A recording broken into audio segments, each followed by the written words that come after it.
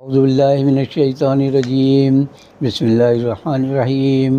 معزز خواتین و حضرات، آج گوشہ کمال کی نشست نمبر 162 میں ہم آپ کی خدمت میں ایک بار پھر حاضر ہیں۔ آج کا ہمارا موضوع ہے عمرے کی سعادت۔ یہ موضوع اس لیے منتخب کیا ہے میں نے کہ ہمارے ہردل عزیز وزیر اعظم عمران خان صاحب دورے پر گئے ہوئے ہیں سعودی عرب کے، اور اصل میں تو وہ گئے ہیں ایک ماحولیاتی تبدیلیوں کے حوالے سے، ایک وہاں سیمینار ہو رہا ہے، اس میں شرکت کے لیے 3 روزہ وہ پروگرام ہے۔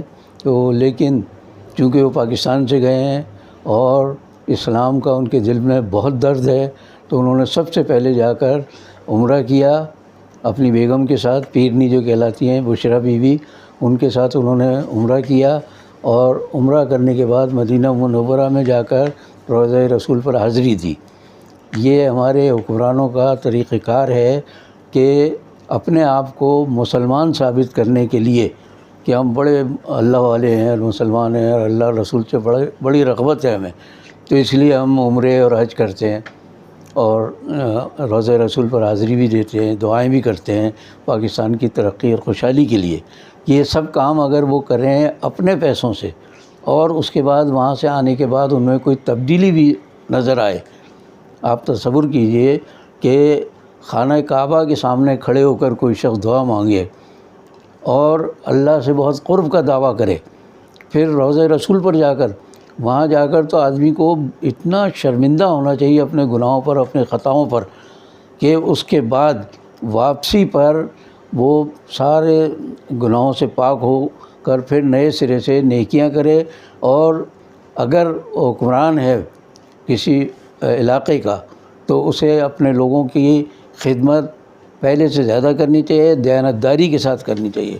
لیکن یہ سارا ہمارے یہاں دکھاوا ہے، سرکاری خرچ پہ جاتے ہیں اور وہاں جا کر، اب بعض لوگ مثال کے طور پر کہتے ہیں کہ گدھا اگر 100 دفعہ یا 1000 دفعہ بھی مکہ ہو کر آ جائے تو واپس آنے پر گدھا ہی رہے گا، وہ اس میں تبدیلی کہاں سے ہے؟ جیسے اس کے بارے میں ایک اور بات ہے کہ اس پہ آپ کتابیں لاد دیں گدھے پر تو عالم فاضل تھوڑی ہو جائے گا، وہ سب کو ایک برابر ہی سمجھے گا وہ۔ تو کہنے کا مقصد یہ ہے کہ اس بار بھی عمران خان صاحب جو ہمارے وزیر اعظم کہلاتے ہیں، ان کی بیگم بشرا بیوی وہ ساتھ تھیں، اور پیرنی صاحبہ ہیں وہ۔ اب میں ایک بات کہتا ہوں کہ یہ ایسی پیرنی ہیں کہ جن کی اگر کوئی دعائیں ہیں، مجھے نہیں معلوم دعائیں کتنی کامیاب ہیں اللہ کے یہاں، لیکن اگر کچھ کامیاب بھی ہیں تو صرف عمران خان کے لیے، نہ پاکستان کے لیے، نہ پاکستان کے عوام کے لیے۔ ورنہ اگر یہ واقعی پیرنی ہوتی، ان کی دعائیں اللہ کے یہاں مقبول ہوتی، تو یہ دعا کرتی پاکستان کے لیے کہ یا اللہ کم از کم اس کو مہنگائی سے تو بچا لے۔ لوگوں کا برا حال ہے اس وقت مہنگائی کے، 3 سال کے دور میں جتنی مہنگائی ہوئی ہے وہ ناقابل بیان ہے، ہر چیز کی ہر روز قیمت بڑھ جاتی ہے۔ تو پاکستان کے عوام آخر کہاں تک اس مہنگائی کا مقابلہ کریں، اور پھر یہ جاتے ہیں وہاں مکہ مکرمہ اور مدینہ منورہ حضور کے روضے پر۔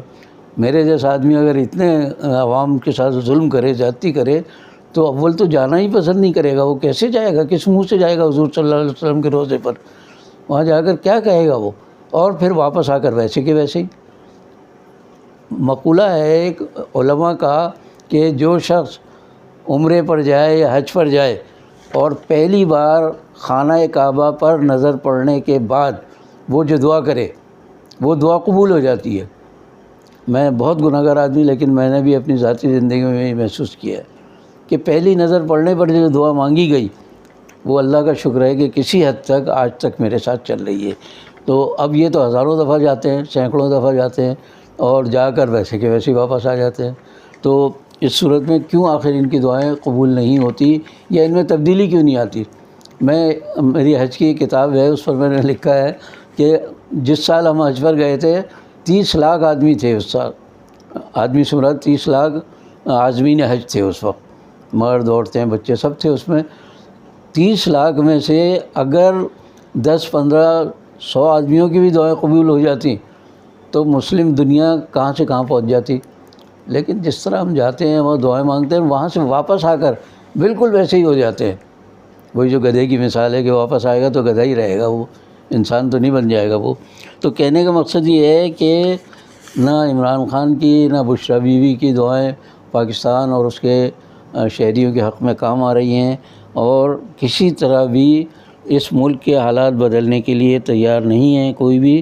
تو جب تک یہ خود تیار نہیں ہوں گے تو حالات بدل نہیں سکتے، اس لیے کہ اعمال کا دار و مدار نیت پر ہے۔ نیت اگر اچھی ہوگی تو اعمال بھی اس کے مطابق ہوں گے۔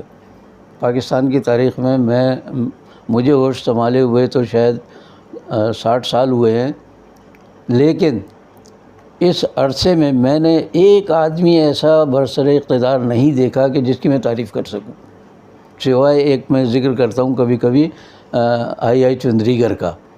2 سے 3 سال کے دوران وہ 2 سے 3 ماہ کے دوران وہ وزیر اعظم رہے پاکستان کے۔ انہوں نے دیکھا کہ سارے میری پشت پناہی کرنے والے سارے کرپٹ اور بے ایمان لٹیرے ہیں سارے۔ انہوں نے 2-2.5 مہینے میں استعفیٰ دیا کہ لے بھائی میں نہیں چل سکتا آپ کے ساتھ۔ تو جو لوگ چل سکتے ہیں وہ چل رہے ہیں، دیکھیے آپ ان کی جو پشت پناہی کرتے ہیں ان کے ساتھ ان کی بڑی ہم آہنگی ہوتی ہے تو چلتے ہیں یہ۔ تو آج کی نشست میں اتنا ہی۔ میں آج کل کچھ بیماری کے بعد شاید تلخ کلامی ہو جائے مجھ سے، تو معذرت کرتا ہوں میں، اور باقی بشرط زندگی باقی۔ لیکن اس سے پہلے ایک بات میں کہہ دوں کہ میرا یہ پروگرام یاد دہانی کے طور پر کہہ رہا ہوں کہ آپ منگل، جمعرات اور ہفتے کو دیکھ سکتے ہیں۔ ہفتے میں 3 دن، ایک دن پہلے میں اس کو ریکارڈ کرتا ہوں، اگلے دن سے آپ دیکھ سکتے ہیں۔ یہ انشاءاللہ یہ سلسلہ زندگی اور صحت کے ساتھ جاری رہے گا، اور اس کے بعد اگلی نشست میں انشاءاللہ پھر کسی نئے موضوع کے ساتھ آپ کی خدمت میں حاضر ہوں گا۔ السلام علیکم ورحمۃ اللہ۔